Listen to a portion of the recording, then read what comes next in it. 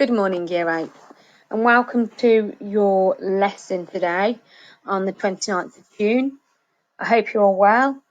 Today's lesson is based on an extract by Bram Stoker of the Dracula. So the extract I'm going to read to you today is from Bram Stoker's Dracula.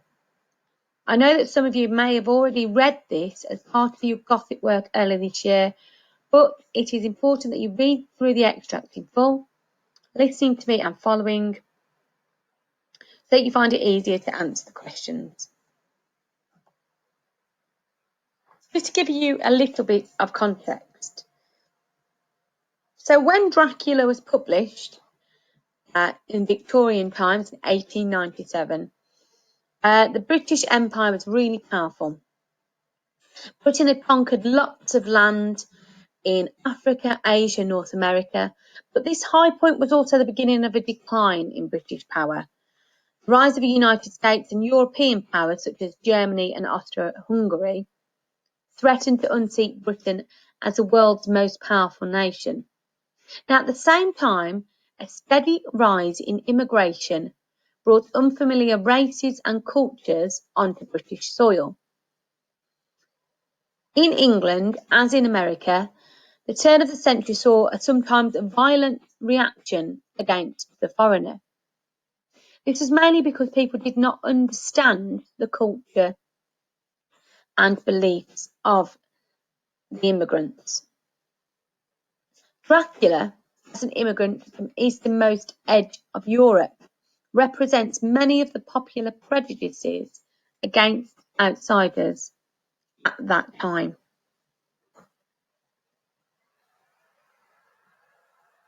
Okay, so also in 1897, some of the language used is very different to any you may have come across at the moment.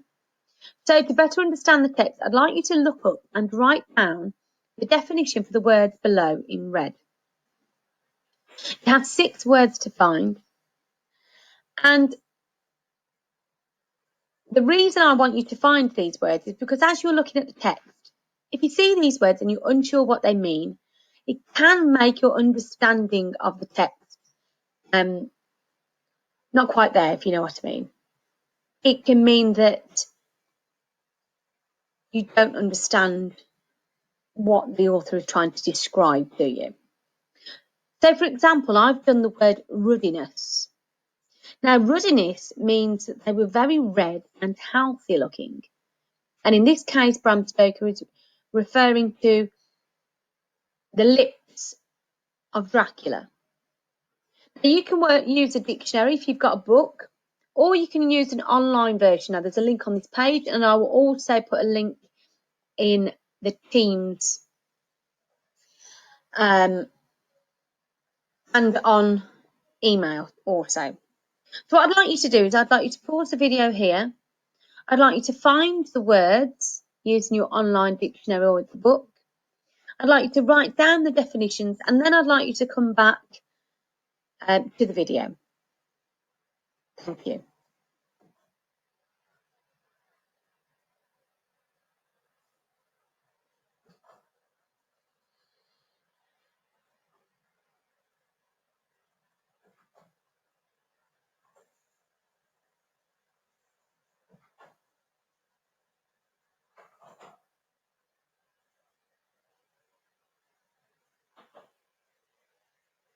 Okay, thank you for doing that. Have those words by the side of you, so if they do come up, you'll be able to see them and know what they mean. So this extract is taken from Dracula by Bram Stoker. In this extract, Jonathan Harker has travelled to Transylvania to meet with Count Dracula. Here, he describes their first encounter in the castle. Dracula's face was a very strong aquiline, with high bridge of the thin nose and peculiarly arched nostrils, with lofty domed forehead and hair growing scantily round the temples, but profusely elsewhere. His eyebrows were very massive, almost meeting over the nose, and with bushy hair that seemed to curl in its own profusion. The mouth, so far as I could see it under the heavy moustache, was fixed and rather cruel-looking, with peculiarly with peculiarly sharp white teeth. These protruded over the lips, whose remarkable ruddiness showed astonishing vitality in a man of his years. For the rest, his ears were pale, and at the tops extremely pointed. The chin was broad and strong, and the cheeks firm though thin. The general effect was one of extraordinary pallor. Hitherto I had noticed the backs of his hands as they lay on his knees in the firelight, and they had seemed rather white and fine. But seeing them now close to me, I could not but notice that they were rather coarse, broad, with squat fingers. Strange to say, there were hairs in the centre of the palm. The nails were long and fine and cut to a sharp point. As the Count leaned over me and his hand touched me, I could not repress a shudder. It may have been that his breath was rank, but a horrible feeling of nausea came over me, which, do what I would, I could not conceal. The Count, evidently noticing it, drew back, and with a grim sort of smile, which showed more than he had yet done his protuberant teeth, sat himself down again on his own side of the fireplace. We were both silent for a while, and as I looked towards the window, I saw the first dim streak of the coming dawn. There seemed a strange stillness over everything, but as I listened, I heard, as if from down below in the valley, the howling of many wolves. The Count's eyes gleamed, and he said, "Listen to them, children of the night, what music they make." Seeing, I suppose, some expression in my face strange to him, he added, "Ah, sir, you dwellers in the city cannot enter into the feelings of the hunter."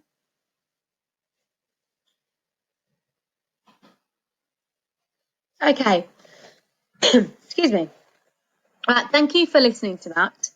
If you need to, you can go back over it and reread it yourself or re-listen to it.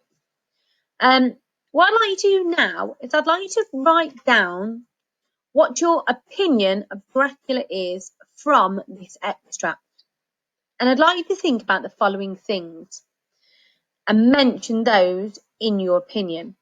So I'd like you to think about his appearance. What does he look like? What features really stick in your mind? Is there anything unusual about the way he looks? Then his behaviour, how does he act? Is this normal? His speech, what do you notice about the language that he uses? And finally, Harker's reaction to him. How do you know how Harker feels? What gives it away? What tells us how he feels? And you can put a quote in there if you will. I'd like you to pause the video here. I'd like you to write down your opinion, remembering to use all of these points. And when you're done, you can press play again. Okay, thank you for that. Now you have your opinion of Dracula. I'd like you to draw your own version of him. And I'd like you to annotate that it's a label with quotations from the text. Now, this is just an example. I have used a picture that I found on the internet because my drawing is not that good. However, I really want to see your drawings. So I'd like you to use at least 6 quotes from the extract, and I'd like you to annotate your picture. And I've done an example for you here. So you can see that I've pointed towards the high bridge of the thin nose. I'd like to pause the video here, draw your version of Dracula and label it, and then come back to the video.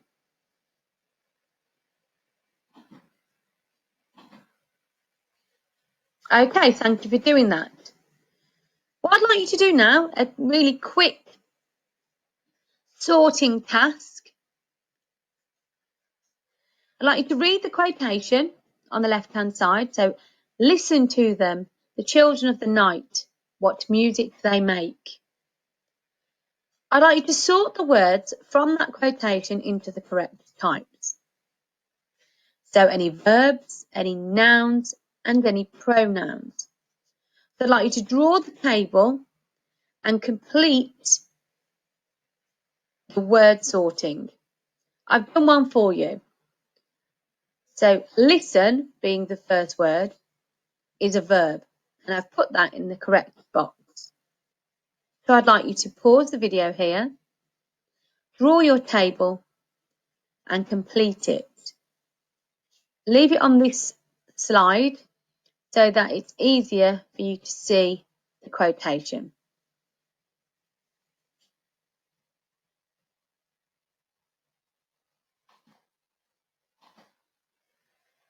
Okay, fabulous, thank you.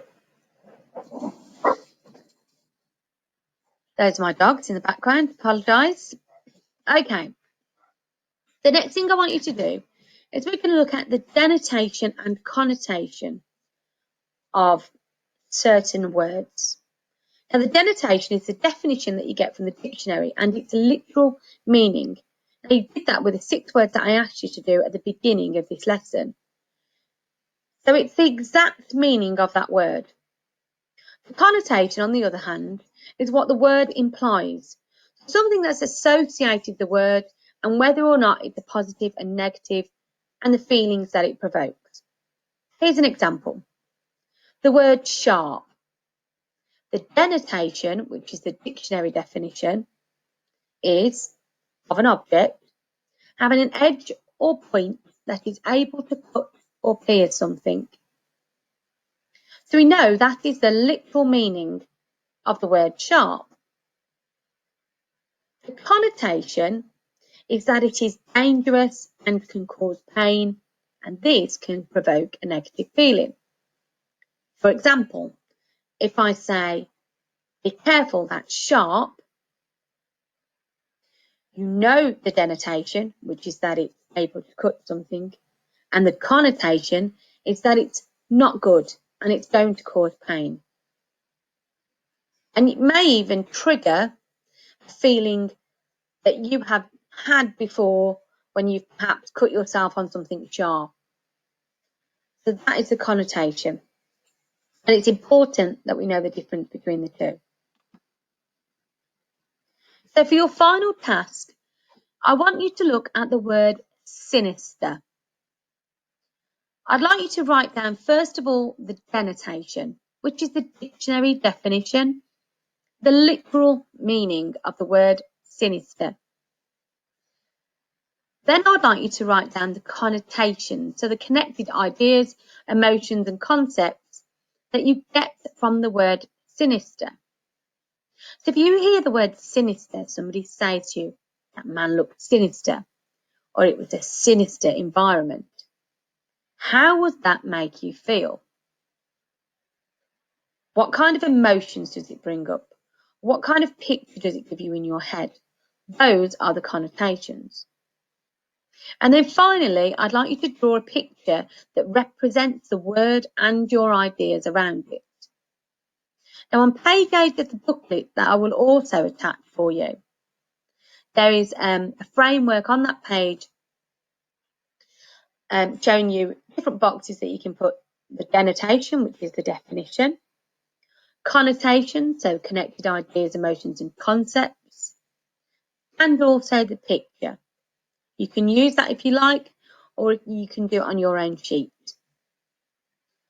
So for your final task, I would ask you to pause it here, look at this page for reference, and find out what the word sinister means, write down the connotations, and then draw the picture.